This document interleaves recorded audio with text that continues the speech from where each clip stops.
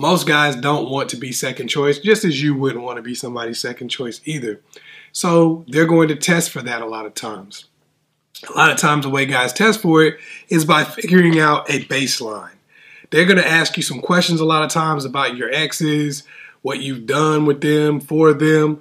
Now, a lot of times what you might want to do in that situation, the natural inclination is going to be to tell them how much you did for your ex and how they did absolutely nothing for you in return.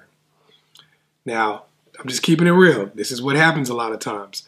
You start going off on this tangent about how your ex, you did everything for your ex and they did nothing for you. That is failing the test. You're going to fail. I'm just keeping it real with you. Because here's what's going to happen when you get in this relationship with this new person. Since you didn't just do everything for your ex all the time, you know, even though you might feel that way, you didn't. Just since you didn't do everything for your ex all the time, there are going to be things that this person is going to ask you to do that you're not going to do.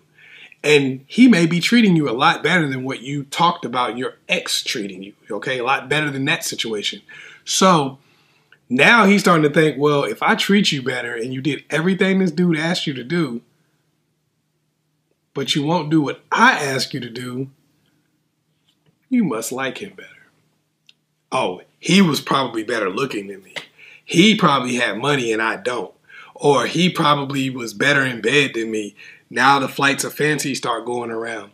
Now the guy starts thinking to themselves, well, damn, you know, it's kind of like this. So just so you don't say, oh, well, that's crazy and pathetic. So just like this.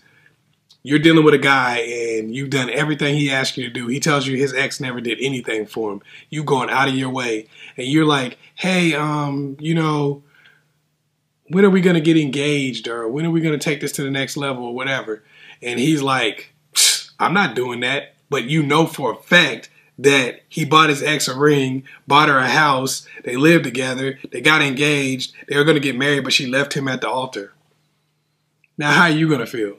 You should feel like, wow, wait a minute, you know, because that's the reality of the situation is if he's telling you that and you're doing all this stuff and it's not making any difference, then he probably liked her a lot more than you.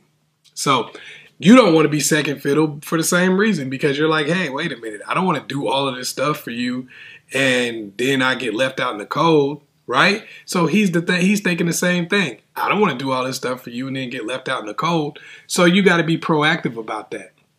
How are you proactive? First of all, when you start telling the story of your former relationship, even though it's tempting to do, don't paint everything on the other guy. Don't start talking about everything you did for him and how he did nothing for you. That's going to make you, even though you might think it makes you look good, it's going to start making you look bad in the long run.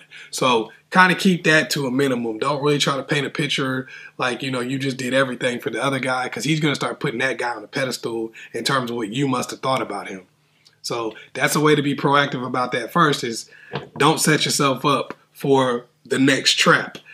Okay, also, what you want to talk about is when you do nice things for the guy, that especially things that you've never done before, say, oh man, you know, I've never done that for a guy before, but you know, I was trying to make you happy. I want to do something for you because you're special. You know, guy starts feeling more special, like, oh man, she went out of her way for me. You know, you might give a foot rub or something. You might be like, man, I never touched anybody's feet before. Goodness gracious. But, you know, I really just wanted, I don't know, whatever it is, you know, whatever you do. But start doing things because you also have to, some of these can be tests for yourself also. If this guy is a first choice, then you're probably going to want to do certain things for him that you never did for anybody else.